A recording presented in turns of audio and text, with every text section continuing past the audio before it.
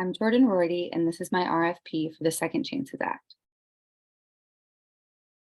The Focus Ministries Women's Reentry Program is a 501c3 nonprofit whose mission is to address the need of current and formerly incarcerated women. Nearly all women who are incarcerated suffer from co-occurring disorders. Substance misuse, anxiety, depression, absent mother guilt is reality as well. Tennessee has one of the highest rates of incarceration in the country. According to a report, 97,022 women in Tennessee are released from jail or prison each year. Most of these women will require state-approved home plans for halfway house programming in order to be released. There are only 492 female beds available on the state-approved transitional housing list. There are not enough beds to keep up with the demand and the treatment that these women need. Research shows that 27% of people incarcerated more than 3 times a year report having a moderate to severe mental illness. Without proper intervention and reentry services, our justice system will continue to operate as a revolving door. Innovation and evidence. So research shows success in using trauma-informed care when working with reentry services. One study found a 91% success rate when implementing trauma-informed services into their reentry services. Additionally, programs like the Harlan Parole Reentry Court sees positive results in a community-based approach as an alternative to incarceration. Their study showed a decrease in the likelihood of recidivism and additional charges within a year of release of their participants.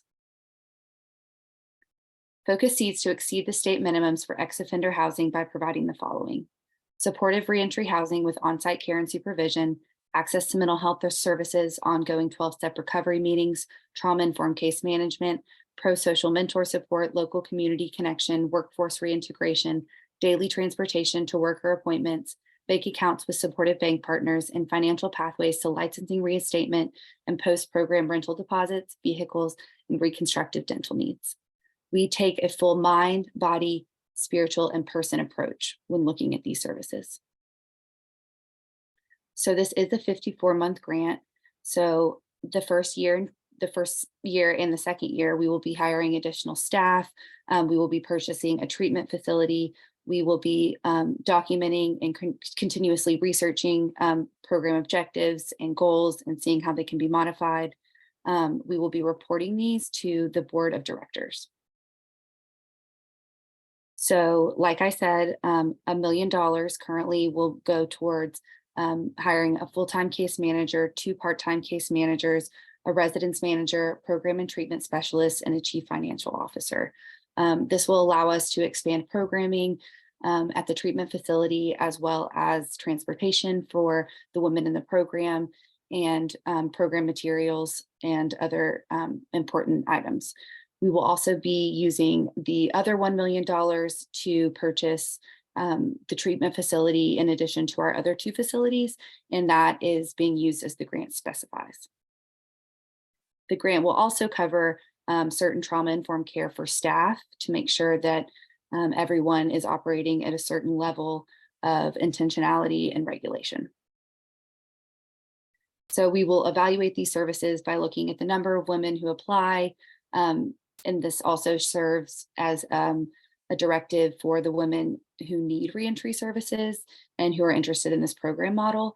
We will look at the total number of women who reside in the new treatment facility, the number of phases the women complete. We will be looking at how the women can maintain employment after graduation. We'll be looking at the women who reunite with their children, especially because when you're working with women in reintegration, it does take a full, complex, systematic approach, because you're not only working with them, you're working with their children. So we will also be looking at the women who don't reoffend and the number of women who credit strength-based approach to treatment as a critical factor for their recovery and program participation. So looking at these evaluation tools, we hope to decrease recidivism of our participants by 92%. We appreciate you taking the time to listen to the needs of current incarcerated women and women who are currently being released. If you invest in their future and in their family's future, they will be able to create successful lives for generations to come. Thank you.